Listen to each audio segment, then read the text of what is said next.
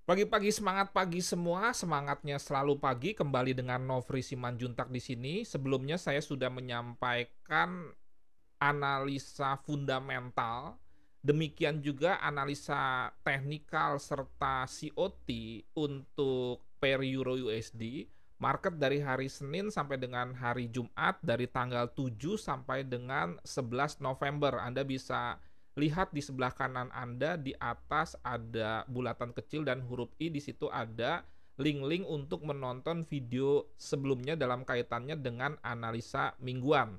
Kali ini saya akan membahas mengenai gold, dan yang cukup mengherankan dari gold ini adalah banyak sekali yang menginginkan trading gold walaupun sebagian besar mengalami kerugian. Di sini saya cuma hanya ingin mengingatkan bahwa kita bisa profit itu bukan hanya dari trading gold. Jadi kalau Anda misalkan trading gold dan sampai dengan saat ini belum profit-profit juga, saya bukan mengatakan Anda untuk menyerah atau jangan sampai menyerah terus-menerus trading gold, tetapi paling tidak Anda harus membuka kemungkinan trading misalkan di pair euro USD yang pergerakannya tidak sefluktuatif dari gold, dan semua itu tetap saja tergantung pada money management yang perlu mengutamakan keamanan dana. Oke, langsung saja kita akan mulai dari data COT.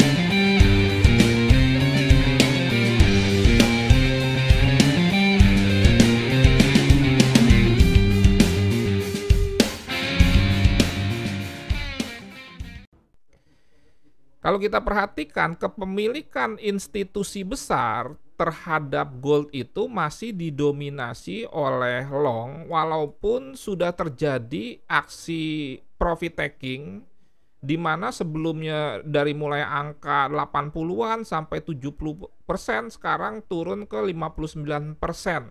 Sehingga dengan demikian sebetulnya cocok sekali dengan analisa teknikal, di mana kita tahu sama tahu bahwa gold itu mengalami penurunan. Kalaupun ini prosentase longnya masih lebih besar, ini lebih ke arah long term bulanan ya, atau major trend. Kemudian kita masuk ke analisa teknikal dengan melihat trading view di weekly. Trennya ini masih mengalami penurunan dan tertahan di area ini, di mana sebetulnya ini ada 3 low sebelumnya dan ini gagal breakout, sehingga sekali lagi fresh atau tidak fresh tidak berhubungan dengan berapa kali diuji, karena kalau di sini kan dikatakan kalau tidak fresh itu maka dia akan breakout, tetapi ini kenyataannya terjadi bounce walaupun belum mengalami pergerakan yang signifikan. Dan kalau Anda perhatikan lagi di sini, gold itu mengalami bounce yang membentuk bullish engulfing ya.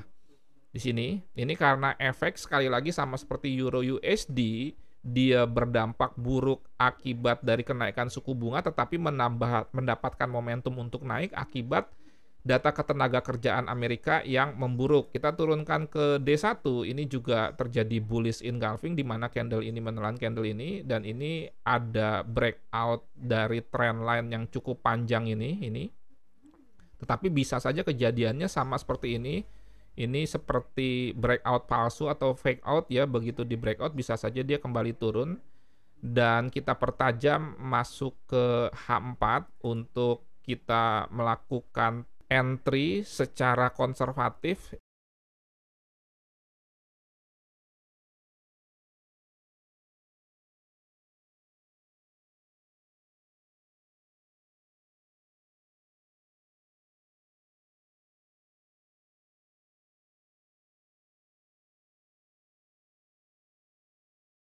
saya menetapkan angka 17.30 sell limit dengan SL itu 100 pip 17.40, kemudian TP 500 pip 16.80. Kenapa ini dijadikan sebagai sebuah area yang perlu Anda perhatikan untuk kita melakukan aksi sell adalah karena di sini ada history high sebelumnya.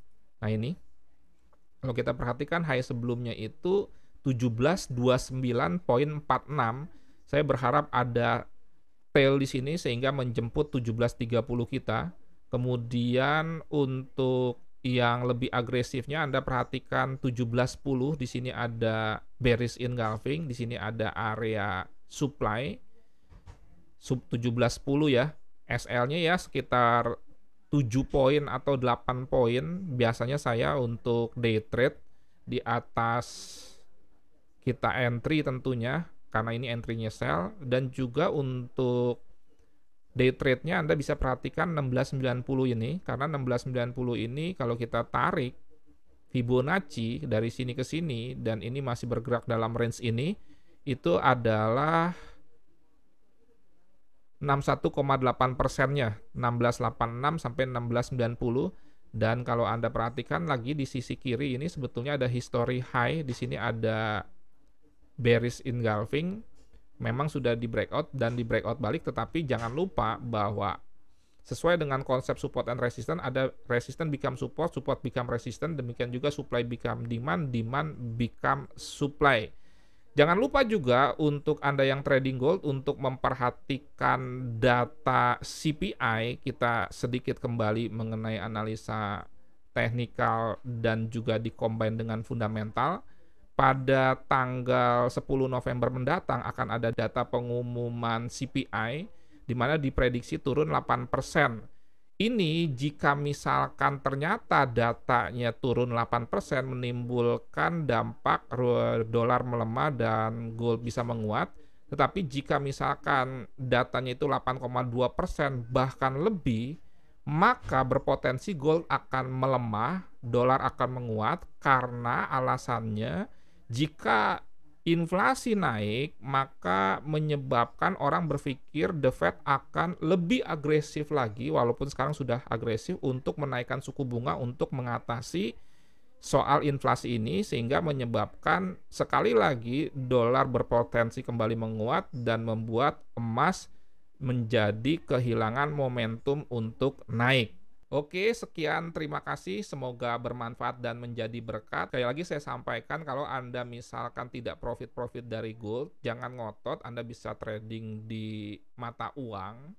Dan yang penting adalah profit, bukan yang penting adalah gold. Salam trading tenang senang, Nofri Simanjuntak, terima kasih.